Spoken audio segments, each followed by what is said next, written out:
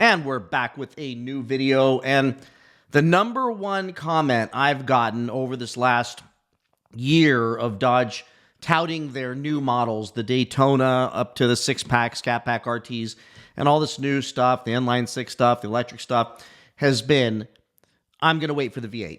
I'm going to wait for the V8. And myself, TK Butter, and others keep telling you that the V8's going to come. Like, I'm confident it's going to come. I think for sure they're working on it, and they know that they need to deliver us a V8 new Dodge Charger. And frankly, I'm going to say it, they need to bring back the Challenger. What in the freaking hell were they thinking to kill the Challenger? If they would have killed the Charger, kept the Challenger around, just kept selling that thing, sell it just as a Hellcat alone, so that you're only selling a smaller handful, certainly more than what you'd be selling of that damn Daytona. And who knows what's going to happen with the twin turbo i6. As great of a car as I've shared with you that I think it is, the bottom line is people would still be buying the friggin' Challengers if they were offering those as Hellcats. Could you imagine the significant reduction in vitriol we would have had if they would have left the Challenger in production? Instead, killing the Challenger left no bridge to the future, and then killing the Charger while they waited to bring out this abomination electric thing just put us all in a bad place. So now every other comment on every other video is, I'm waiting for the Hemi. I'm waiting for the Hemi. I'm waiting for the Hemi. I'm waiting for the Hemi. It doesn't matter. I could tell you that 6-pack is going to be the greatest car in the world, and they're going to give it to you for free, and you will comment, I wouldn't take it for free. I'm waiting for the Hemi. Well, let me give you 10 reasons why you may not want to wait for the Hemi. You may want to just go and find yourself a very nice last call Dodge Challenger or Charger, or find a 2022 or a 2021, or find an older Hellcat in good condition with no bad Carfax and have a PPI done on it, and buy that thing and enjoy the living hell out of that thing. Drive it like you stole it. And don't wait around, because let me tell you, there are 10 reasons that I wrote down and I came up with that I believe you should think about if you're waiting for the Hemi V8 Dodge Charger. And I will tell you, if you're waiting for it, these things are going to matter, because you may just want to say, you know what, I'm not waiting, I'm keeping my existing car. Or, you know what, I'm going to go buy a 2023 that's used on the market at a really good price, because I believe as of today, which is December 2025, you probably won't be able to get a better deal, because what's going to happen is when they announce the Hemis are coming out, they're going to be so friggin' expensive that these used Dodge Charger and Challenger Hemi cars are going to look like the cheapest things in the world. Because yes, they're down there in the $40,000, $45,000 range. I mean, low mileage Scat Pack wide bodies are under $50,000. And these are amazing cars. And I'm talking low mileage, like still under warranty, great cars. So let's talk about the 10 reasons why. But first, I'm going to play the commercial that so many of you said was your favorite commercial from Dodge, and hope that I don't get demonetized or they don't make me take it out of the video. Now, this commercial aired around 2008 and 2010 and played in the Super Bowl, and it has since then been the absolute favorite commercial to so many Dodge enthusiasts. Now, I didn't get into these cars till around 2016, 2017-ish, so this was way before, but I can tell you, I remember seeing the commercial and thinking, that's freaking cool. So let's go ahead and play that video just to get us in the mood, get us in the mindset to start thinking about that car.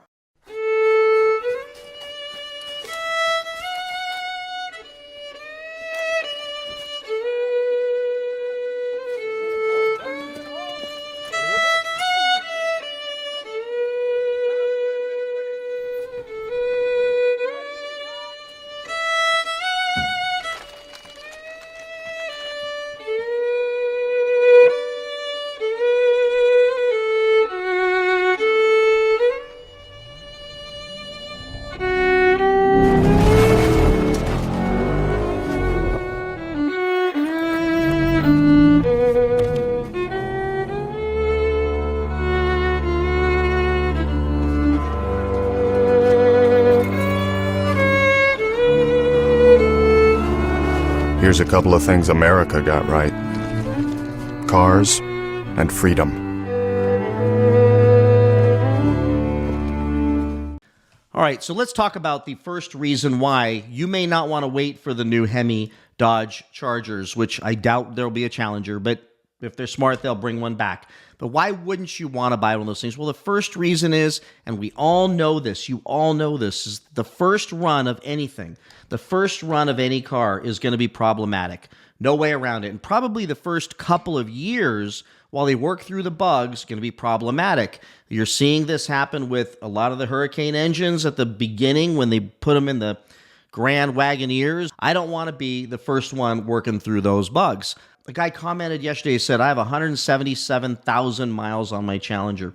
And here's the deal. If you take good care of it, you change oil, and you stay on top of the maintenance, you shouldn't have to do too much to it. And if you do have a problem, it's going to be pretty cheap and easy to fix overall. Next, number two is the greater complexity of these cars nowadays. All of these new cars are insane. And despite the current administration talking about rolling back lots and lots of emissions crap so cars can be simpler, I can tell you they're not going to go there that far. They're not going to go that far with it.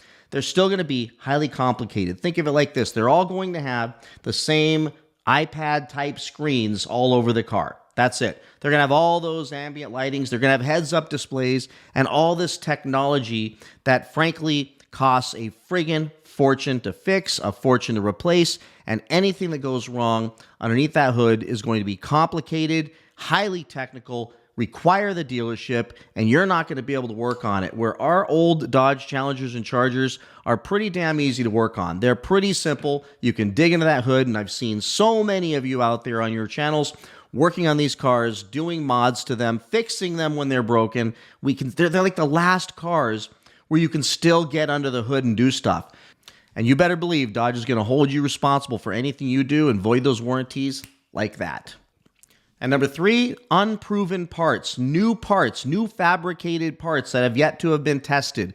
These parts, all the way from interior parts to exterior parts, are all going to be brand new. And what we found out with the Dodge Charger Daytona EV is that they didn't make enough of those parts. So there were a lot of people, even with the Demon 170, that when there were problems, they didn't have enough surplus of parts. And those parts are unique, and those parts are problematic at the beginning because they're new, and you may not be able to get your hands on those parts at the beginning or may have to wait a while to be able to get your hands on those parts. So if you buy a brand new one when they come out, just expect that you're going to have to deal with some of those issues that come along with the unproven parts, the lack of durability, the cheapness that you're likely going to have to endure. And here's what's funny. Could you imagine a day when we say they don't make them like they used to, and we're talking about a 2022 or 23 Dodge Charger or Challenger, which was probably one of the cheapest interiors you ever seen in a car in America. And if that is the standard we're yearning for because the new ones aren't built as good, that's potentially the future because all these companies have cut their expenses so far. More about that in a second. Which leads me to number four, which is all these giant companies, especially Stellantis, spent so many years, especially under Tavares, doing cost efficiencies and cuts. It reminds me of the story about the guy that owned a soup shop in New York City, the best soup shop ever, and everybody would go there, line up every single day to get soup. It was the greatest soup ever. And then the man sold out to a humongous conglomerate, a gigantic soup company that said, okay, now we're going to run this thing like a business. And they put a new CEO in place, and they got rid of the owner, and they got rid of all the old-time employees, and they kept the recipes the same. But one day, one of the finance guys says, hey, you know what we should do? We can make a little bit more money. We could save some money, make a little bit more profit on this thing for first quarter so we can report these numbers to the shareholders. So why don't we just add a little bit more water to the soup, a little bit less soup? And they go, do it. They do it. This next quarter, they make more money. People are still buying the soup. They don't notice. Nobody even can tell that the recipe was changed just a little bit. Then the next quarter, they go, you know what? Why don't we add just a little bit more water and maybe change the type of chicken we use or change some of the ingredients to some more cheaper stuff. Okay, cool. And then the next quarter, numbers are great. They go, what do you want to do now? Well, we're running out of ideas. Let's put a little bit more water. Before you know it, a year later, that big giant company has cut the soup down to nothing but water and cheap ingredients, and they wonder why. And they go, where's all my customers? Where's all the customers? See, they got rid of the great employees that were paid very well, been there for 20 years and worked hard. And yes, they had pensions. They were staying there. They had benefits. They had all that stuff. And they traded them for people who worked for much less money, didn't get any benefits, and frankly hated going to work every day, but had to pay their bills, and started treating the customers crappy as well.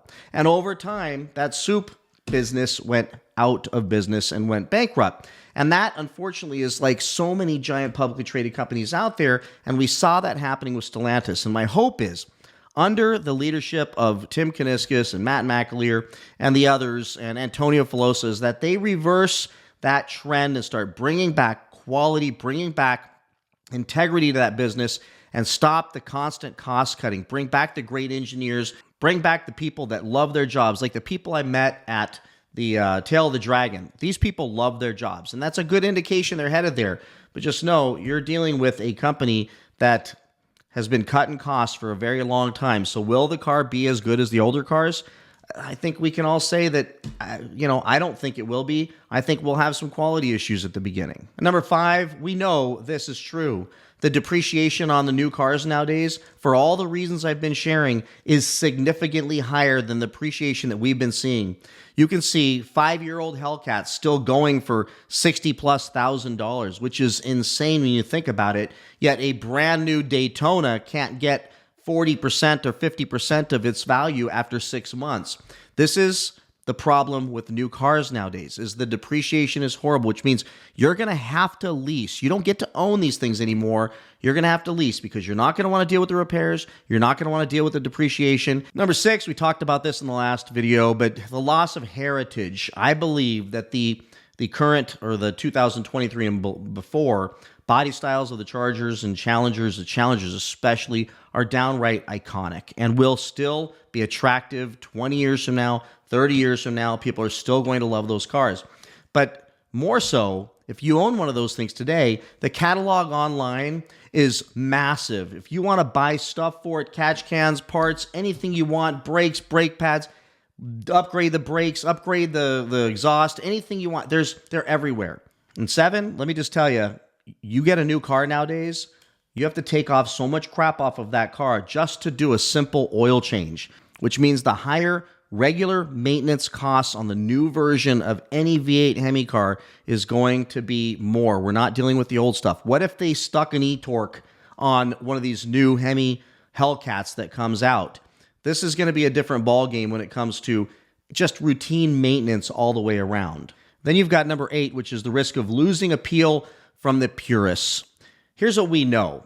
Dodge does not lose weight as years go on.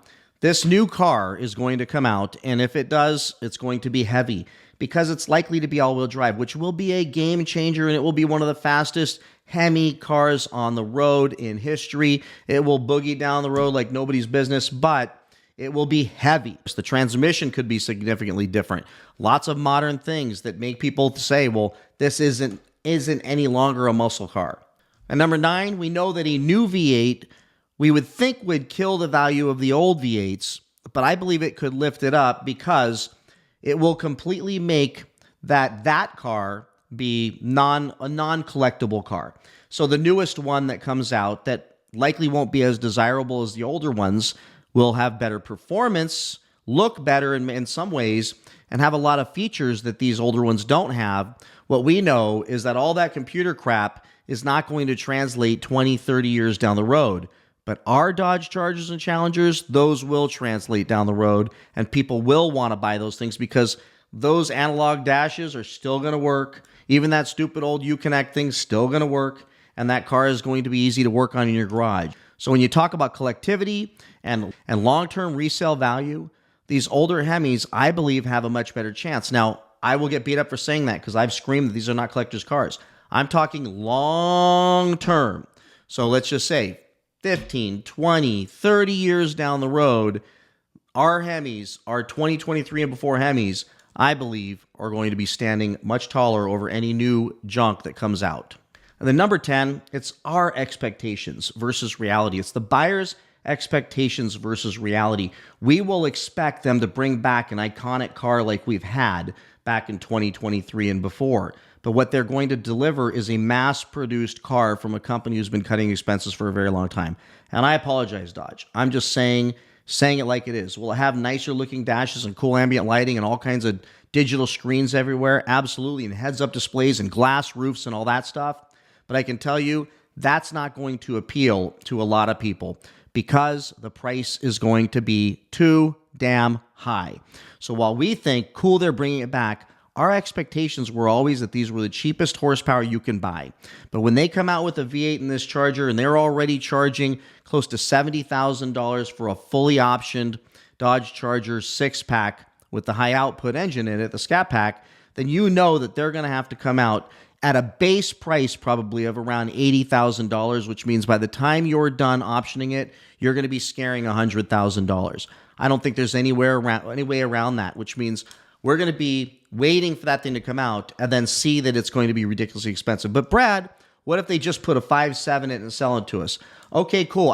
That would be so smart, but I don't give them that much credit. And it's no offense intended to you folks at Dodge that watch my channel. I just don't think you are smart enough, or your shareholders or your board of directors is smart enough to tell you that make it simple, tear out all the digital screens, hell, put in roll-up windows. I don't give a damn. Put a big V8 in that thing and make that sucker cheap. And I promise it doesn't even have to be fast.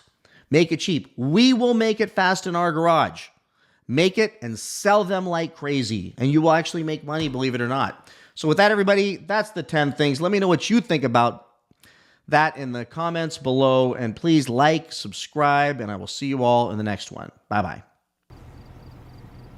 No one ever sits in their brand new 470 horsepower Dodge Charger and thinks, oh man, I wish I would have gotten that Passat.